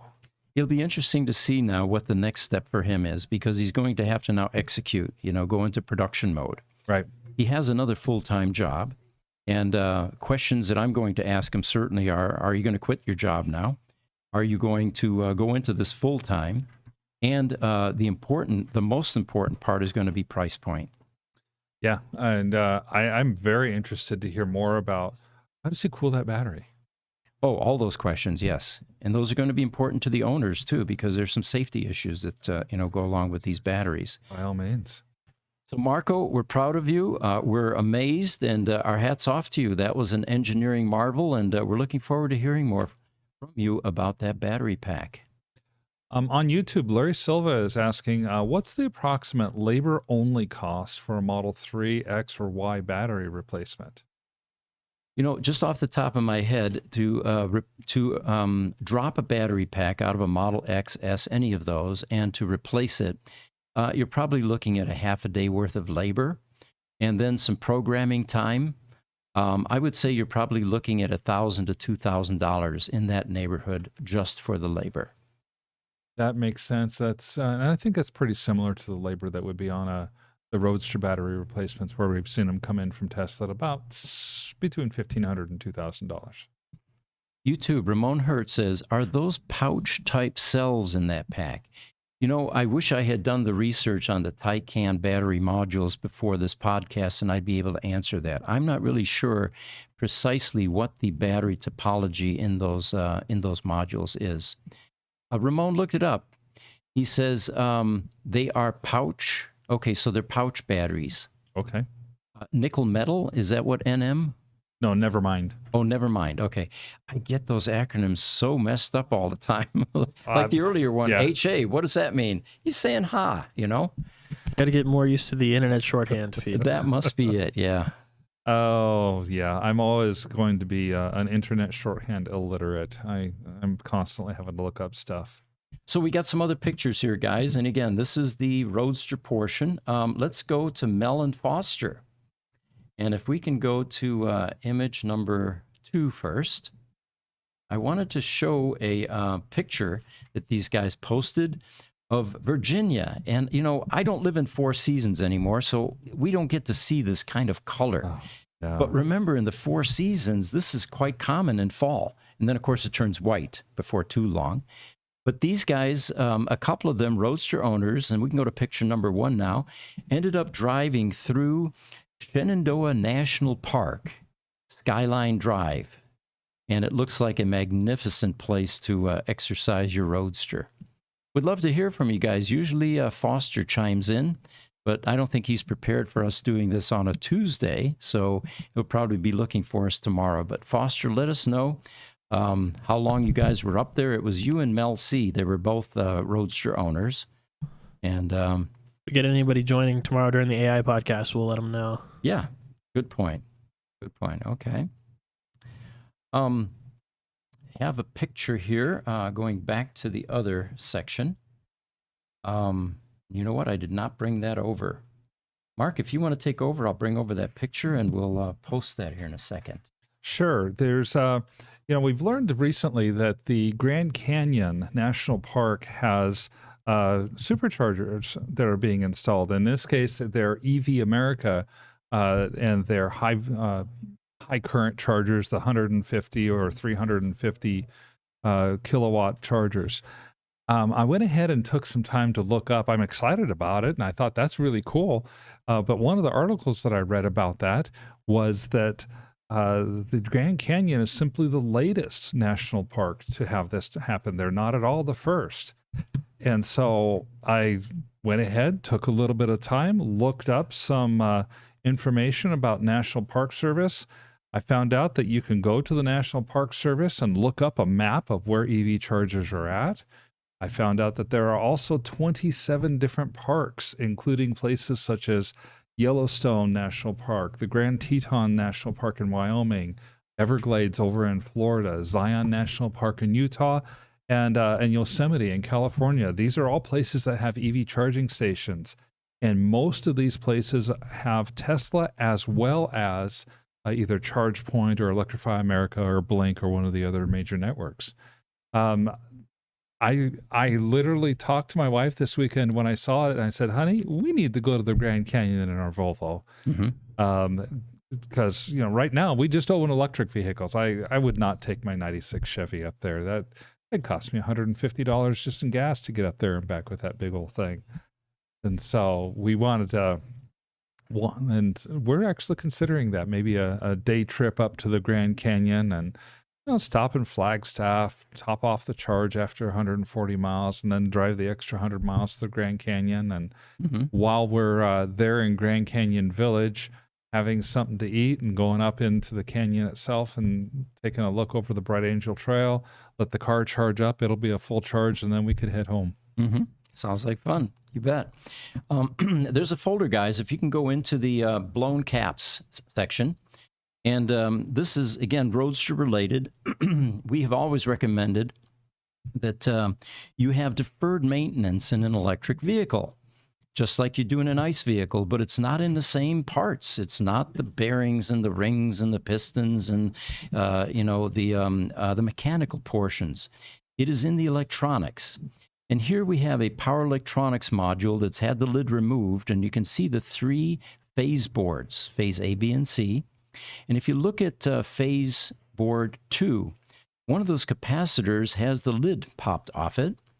And there's a close-up in large caps -2. This capacitor had begun to bulge. It had not yet blown its top, which is a good thing, because when these filter capacitors blow their tops, they have metal foil inside that sprays throughout this electronics module. And as that conductive foil lands on circuit boards, it eventually ends up shorting parts, and you can be in a world of hurt if you've begun to destroy some of those boards, which are no longer in production. You're not going to be able to go to Tesla and buy any boards, or to AutoZone and get some boards, or anywhere on the planet to buy boards. So taking care of deferred maintenance in your Roadster is vital. And this is an example of a car that did not have a PEM rebuild yet. And this is what eventually happens. Now, fortunately, this one did not blow its top. We had one in Europe with a service partner that did. And they were very lucky because they were able to vacuum out all the debris and nothing had shorted inside. These are 400 volt, 40 microfarad filter capacitors that are used for wave shaping on those power boards. And large electrolytic capacitors like this have a shelf life of 8 years. And there's a picture showing all of the new caps that we're going to put into that power electronics module. In the critical power world, they get changed every 8 years like clockwork. And we're jumping ahead a bit here, guys. We're going to get to this one. So proactive maintenance on the electronics in a Roadster is vital to prevent any disasters from occurring. We actually, that same week, had another Mylar capacitor, and that's the final picture here, guys. Large caps number 5.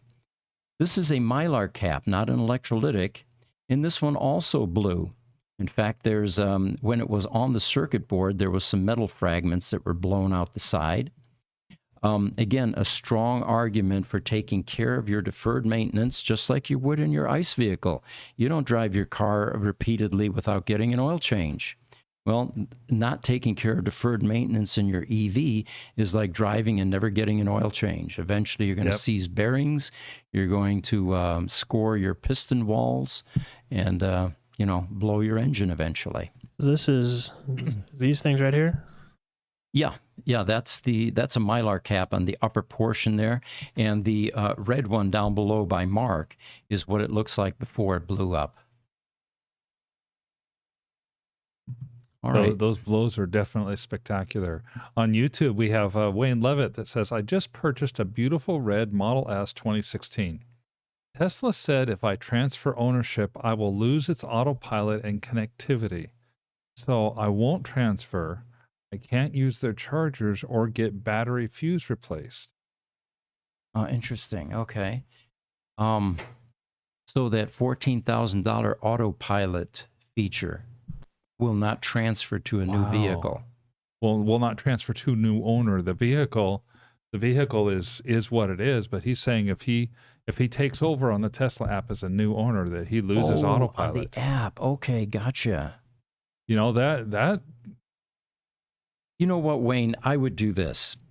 There is a lot of misinformation at times. It's all about interpretation at the service center level. Do a little bit more research because this sounds pretty one-sided and onerous. And report back, by the way, in our next podcast and let us know what you found out or if you've corroborated what you're claiming. Might even try a different service center, right? Because as we know, certain service centers are prepped for Roadster stuff and certain aren't. So it could be different at different centers. Well, we've seen different people at different service centers tell us different information when asked the same question too. Yeah. And it's about interpretation, It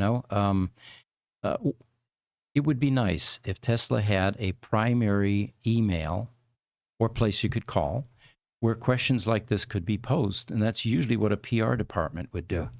Yeah. Live chat, that type of thing. There's a suggestion for you, Tesla. We're small and we have live chat here. And it's one of our most successful ways of communicating with our customers. Yes, it is. On YouTube, Ramon Hurt talking about the Chargers in the Grand Canyon. He says, I went to the Grand Canyon once and it was cool, but I'd rather hang out in Sedona. You and me both, yeah. Ramon, my favorite place in the entire state of Arizona is a little park at the top of Oak Creek Canyon, just north of Sedona, about 15 miles. You look down into the canyon and you have a blend of fir trees and pine trees and warm weather as well as cool weather, just because of the way that particular part of the canyon is facing, and it's just so beautiful. Mm-hmm. It really is. So you're not going to go wrong in either place. Question from Ramon: how long do contactors in the Roadster packs usually last? We don't see in the ESS pack. We do not see contactors deteriorating there. Where we see that is in the power electronics module. And because we've got the thing torn apart, we've got it open, and contactors are not that expensive.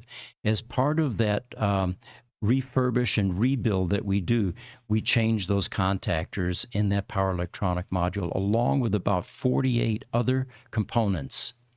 It's just good business. While you've got it open, the car was shipped here. It costs hundreds, if not thousands of dollars to get it here. You might as well get the whole thing done properly. Yes. On Instagram, Alec Halililov gives us a wave. Mm-hmm. So hopefully I pronounced that one right. I had to spend a little time figuring that one out. And then on YouTube, Lato, Idaho is back.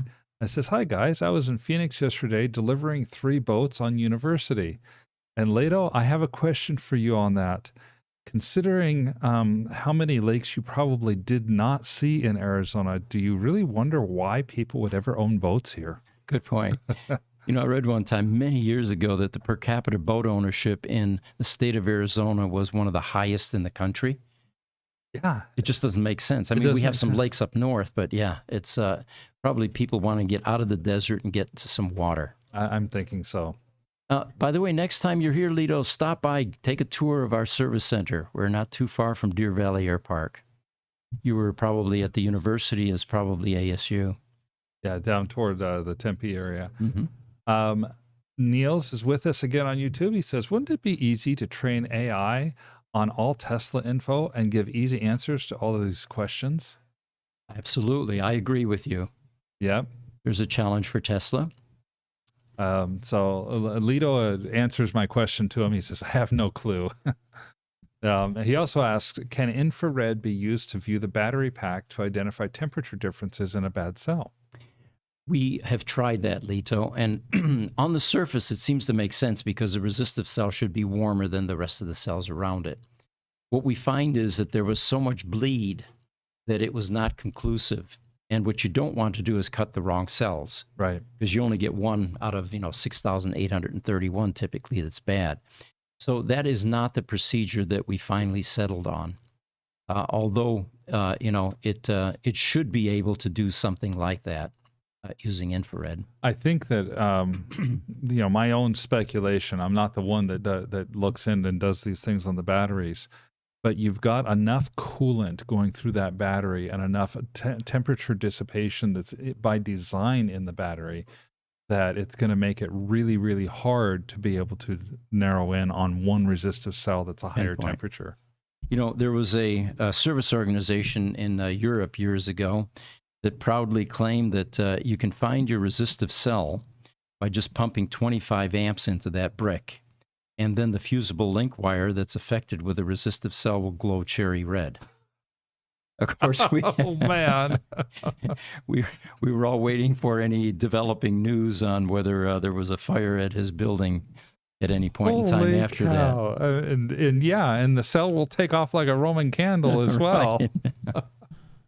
Way too risky. We got a couple of pictures here to pop up. The first one is the rectangular, almost like a cell phone picture. I didn't change the number on this one, guys. And what this was about was, if you remember, there was a Tesla calendar, and we actually promoted it last month, and I didn't see the end result of that, but they were soliciting images of your favorite Tesla. And they came to the Roadster community as well and said, send us your best Roadster pictures. So a lot of people participated and did. And here's a wag that came up with the result of that and said, the new Tesla calendar for 2024 already done. And one of the comments, though, put everything back in perspective. And that's the next picture here, guys. If we could bring that up, the next image. That one, yes. There we go. And I'll get out of the way here. Yeah, what that reads is rank and fuel type, hybrid, gas, and electric.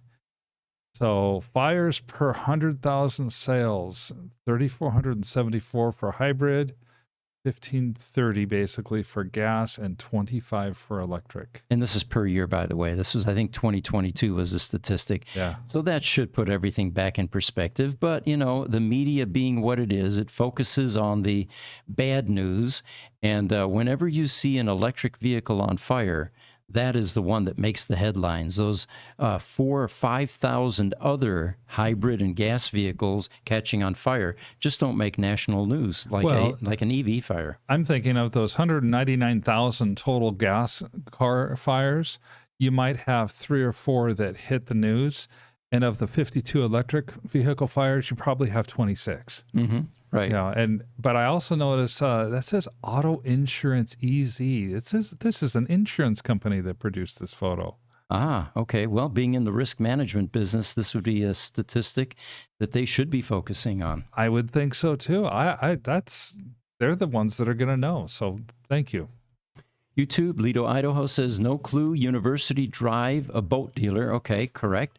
I was at Complete Marine and in-have video on my channel. And I have a video on my channel. Okay. Of course, the crane taking off the boats. Yeah. Oh, okay. Very cool. Well, yeah, like Pete said, I hope that you would be able to find the time if you're here in town again to come up to North Phoenix, and we'd love to give you a tour. Well, folks, I think that's going to wrap up our EV broadcast today. And again, today is the first day that we're combining Roadster and EV. We're going to do an experiment here to see how it works out, how the participation works out. What it does is it gives us more time for the other podcasts that we do, and allows us to create more content and find more content. 2 EV podcasts per week were really a challenge for us at times. Definitely was. So tomorrow, for those of you tuning in expecting a Roadster podcast, it's going to be artificial intelligence. It'll be Jesse and I talking about the latest developments in AI. And then Friday will be the Power Services podcast.